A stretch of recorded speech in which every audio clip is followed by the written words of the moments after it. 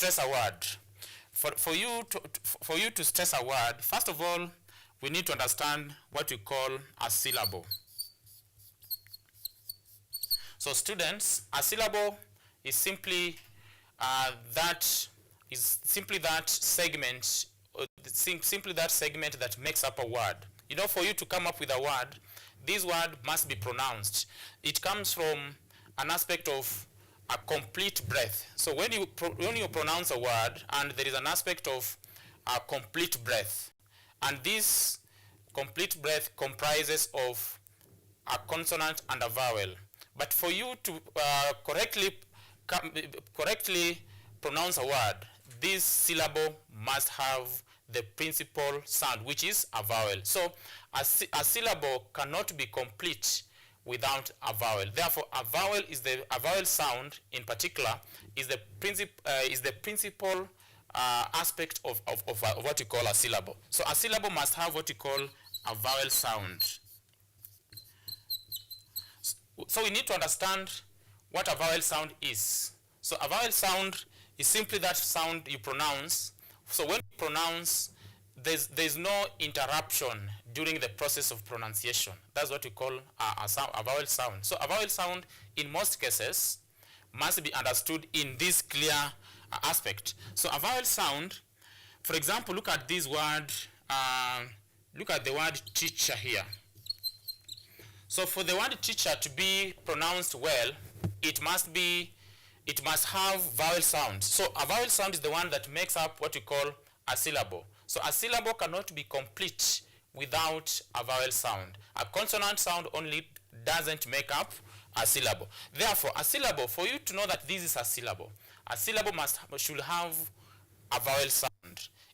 This vowel sound can also combine with a consonant sound, but a consonant sound alone cannot make a syllable. But a syllable can stand on it, but a vowel sound can still stand on its own and make up what we call a syllable. Now look at this. When you talk of a syllable, the word is, you have teacher here.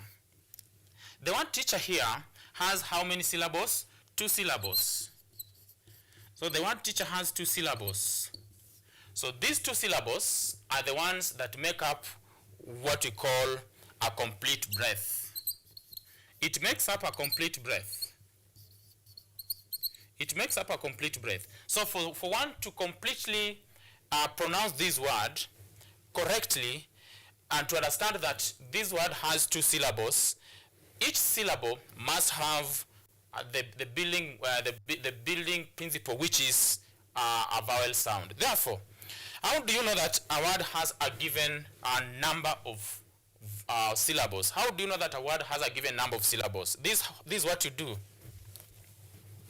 For you to clearly understand that a word has a given number of syllables, you simply consider what you call the number of vowel sounds.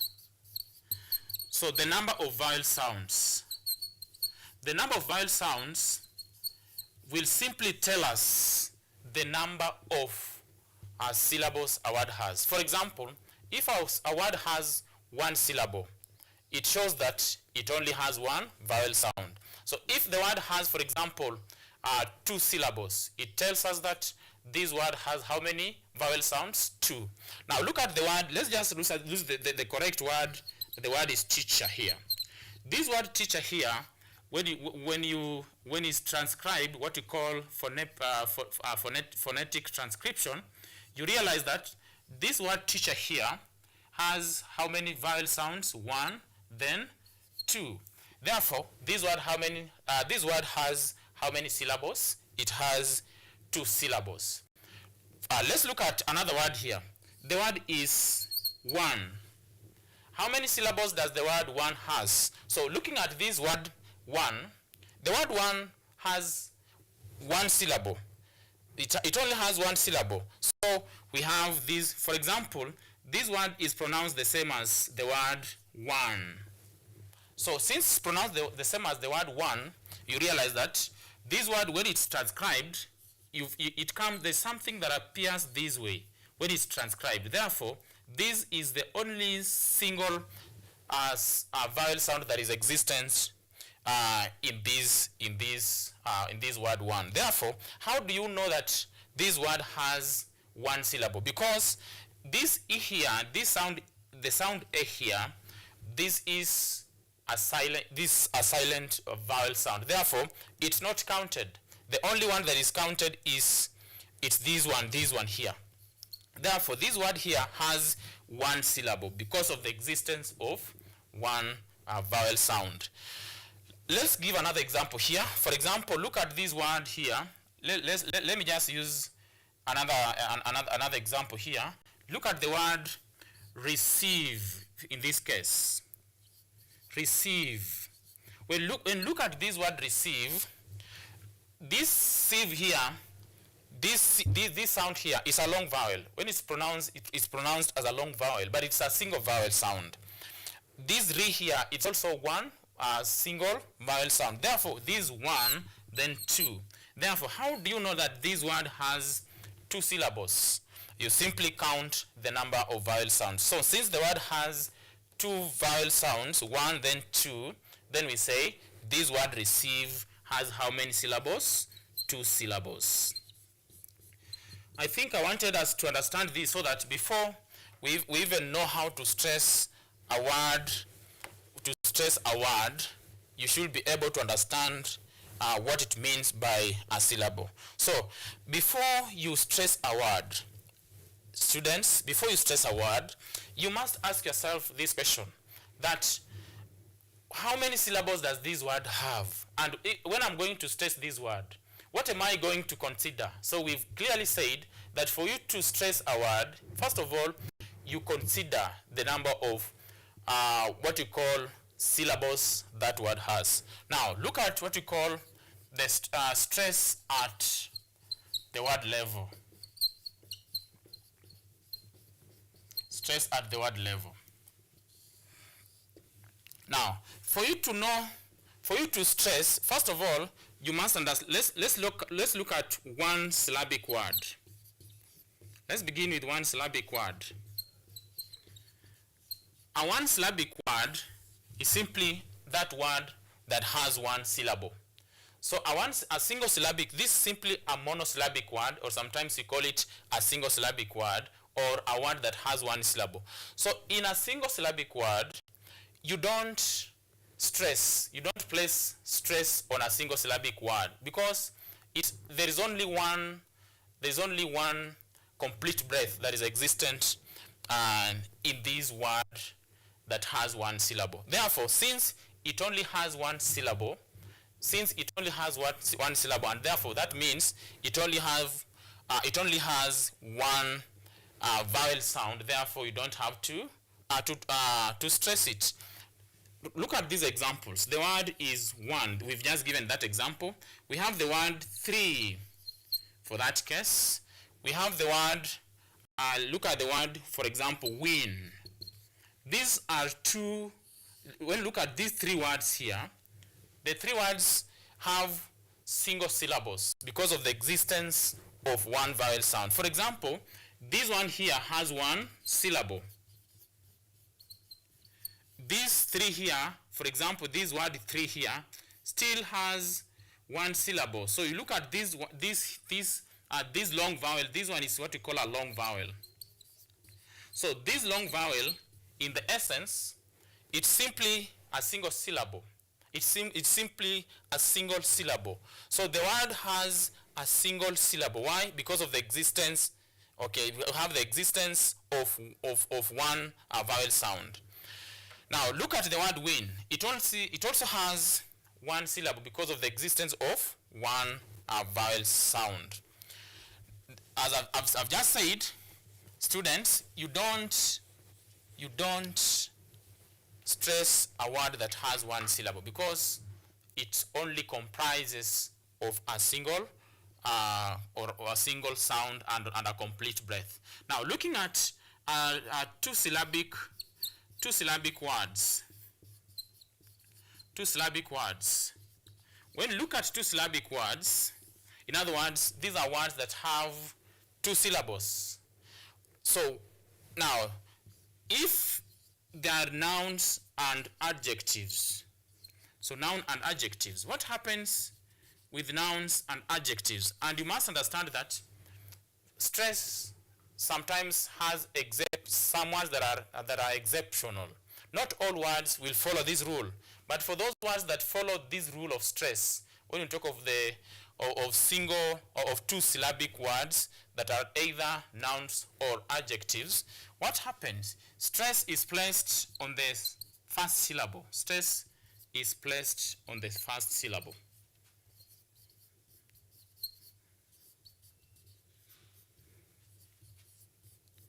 On the first syllable. And in an exam situation, students, this is what happens. For example, depending on the rubrics that the examiner has used, you may be asked to either use a stress marker. There's something we call a stress marker. Sometimes we call it a stress marker. Sometimes you may be told to simply underline that part that will be stressed. So depending on the rubrics the examiner has used, this will guide you on what to use. Whether they want you to use a stress marker, that's something that appears this way, or you simply have been told to underline that part that is stressed. So we've said that stress is placed on the first syllable. Now, how do you count? How do you know that this is the first syllable, this is the second syllable, this is the third syllable? Look at this word cement, or look at this word cement. When you pronounce that word as a noun, it's pronounced as cement. Now, the word cement here has two syllables. Now, so it's C then ment. So it's cement. You don't say cement, it's cement. So this word here has two syllables. Therefore, you place your stress marker on the first syllable. So if the rubrics are telling you to use a stress marker, you simply place this marker on the first syllable. Now, so all words that have two syllables, you place a stress marker on the first syllable, especially if they are nouns and adjectives. So all nouns and adjectives that have two syllables, you place a stress marker on the first syllable. Now, if you're having, for example, let's look at verbs in this case. So what happens with verbs when you want to stress verbs? What happens? So verbs that have two syllables, you place a stress marker, or you simply stress the second syllable. You simply stress the second syllable, or you simply place your stress marker on the second syllable. So for all those words that have two syllables, and these words are simply verbs, so we all know that verbs are they simply state or act. A verb is simply a state or an action. So that's how you define a verb. Therefore, for all verbs, you place your stress marker on the second syllable for all verbs. But now, there are so many examples. For example, I've used the word cement. Look at this word report. Report these incidents. Go report these incidents. So report. So you place your stress marker on the second syllable. So when you are using the word, so this one now becomes, can you cement this relationship? So you stress on the second syllable here. So it's cement. So if you are stressing such words, you must pay attention to especially where the syllable ends or the syllable begins. So when you are stressing, you simply ask yourself, where does the emphasis on this word begin and end? So when you are stressing a word, you must be able to understand that for a two-syllabic verb, you must always place a stress marker on the second syllable. Now, looking at this other scenario here, there is what you call three-syllabic words. Three-syllabic words. Three-syllabic words. Three-syllabic words. So for three-syllabic words, they don't follow strict instructions on where to place a stress marker. Three-syllabic words can either be stressed on the first syllable, the middle, or at the end.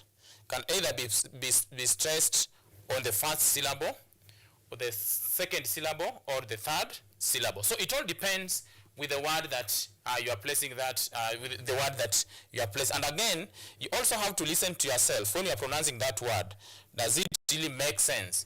Where do we place the emphasis on that word? For example, as you pronounce that word, especially the three-syllabic word, where do you realize the change of the emphasis on that particular syllable? So students, pay attention that if the word has three syllables, you either can stress on the first syllable, you can stress on the second syllable, or you can simply stress on the third syllable. For example, let's look at this word here.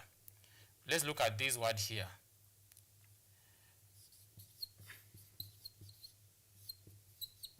Look at this word, repentance.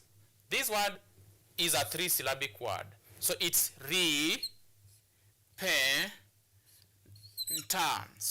So this one is a three-syllabic word. It's repentance. But this is an example of a word that you place, that a stress mark is placed on the second syllable. So depending on how the emphasis is placed on a given syllable in a three-syllabic word, it does not simply tie you on one condition. It has no condition. Depending on how you pronounce that word, you'll know that this word has a given number of syllables. Now, looking at what you call a four-syllabic word, look at a four-syllabic word. A four-syllabic word. Where do you stress a four-syllabic word? So in a four-syllabic word, you place a stress marker in the middle, in the middle. So that syllable that appears in the middle, that syllable that appears in the middle of that word, that's when you can stress. So this word here, for example, if it's a four-syllabic word, and you understand that this is a four-syllabic word, you simply go look at the word that the syllable that is at the center of that word. That's the syllable that will be stressed. So student, especially when you have been given a word that maybe appears to be confusing, just simply count the number of syllables that word has. So if this word, for example, has 4 syllables, you simply go to the middle. Look at the word, look at the syllable that is at the middle of that word. That's the word that you have to stress. Now, we have these words that end with either. We have these words that end with either T-I-O-N, C-I-O-N, or simply I-C. For example, look at these words here. When we talk of information,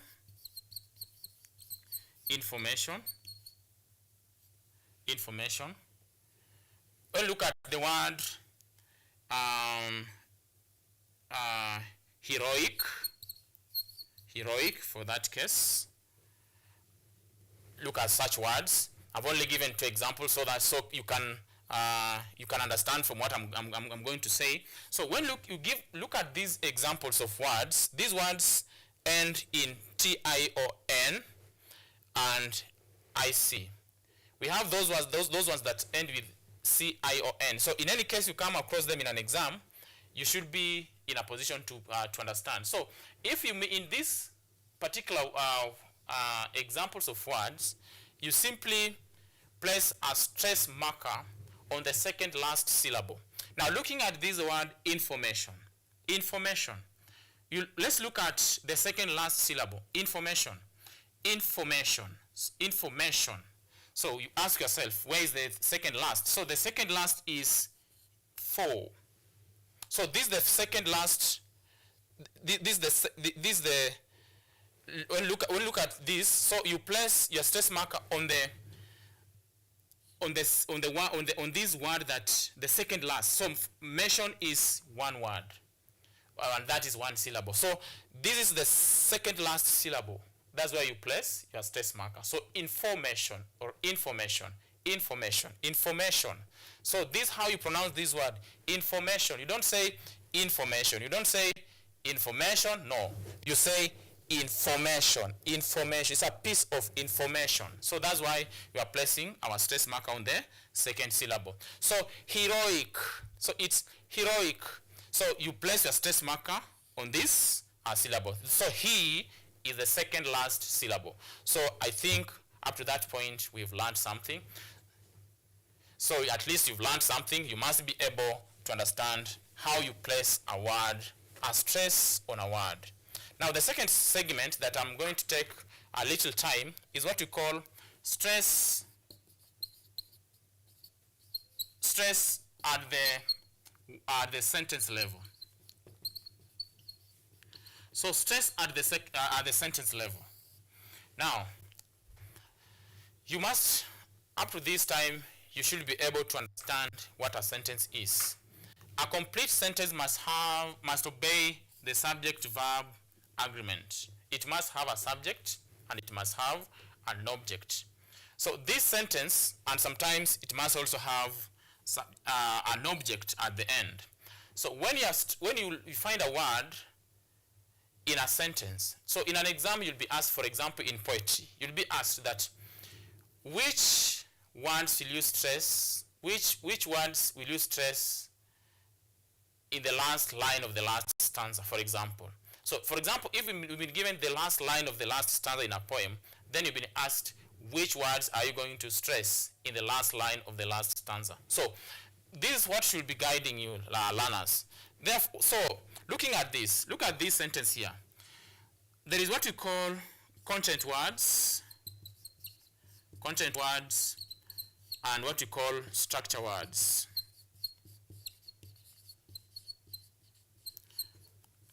What's the difference between content words and structure words? So content words will ensure the sentence makes sense.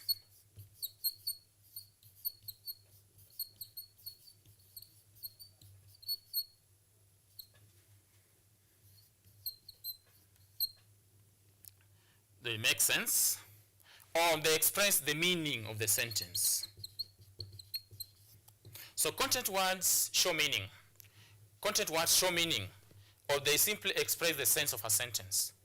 Therefore, how do you know that these are content words? So content words in a sentence include: 1, we have nouns. 2, we have main verbs.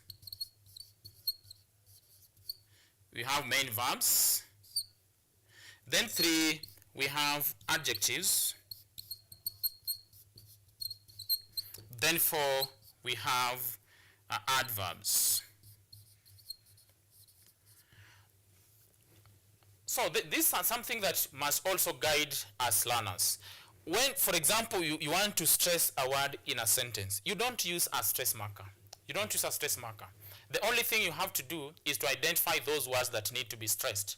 And for example, if a sentence has 3 content words and you've only identified 2, you cannot score. So a mark is only given to that student who identifies all the content words.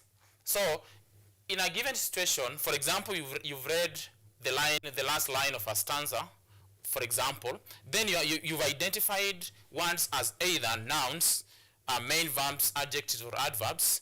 You simply identify them as those words that need to be stressed. Look at this sentence here. I have just arrived. I have arrived late. I have arrived late. So I is a pronoun. It's not a noun. But since a pronoun stands in the space of a noun, or a pronoun replaces a noun, this word I is stressed because it's more of a noun, but since it simply replaces that noun, it becomes a pronoun. So a pronoun should be a pronoun a pronoun a pronoun in this case. Do we say it's stressed or not? Looking at this word here, I is the subject of that sentence. I have arrived late. So I here is not stressed. We all know that I in this case is a pronoun. It replaces a noun, but it's not the real noun. Therefore, it's not stressed. So I have arrived late. Looking at this, have here is an auxiliary verb. Arrived here is the main verb. Then late here is an adverb of time. I have arrived late. So the words that need to be stressed in this sentence will be arrived and late. So students, I think whenever you've been given such a question, you only need to understand that in this sentence, which word is the content word and which word is the structure word. And understand that you don't stress structure words. Structure words simply ensure the sentence is grammatically correct. Structure words only ensure the sentence is grammatically correct, but they do not give the meaning, the sense, or they do not give the sentence the meaning or the sense it purports. Therefore, you don't stress structure words. They only make the sentence grammatically correct, but they are not used as words that show the meaning or the sense of a sentence. So I think for today, if you've been following clearly, we've learned so much about stress. We've known that when you are stressing, you stress a word or a sentence, and therefore you must have had information about this stress marker.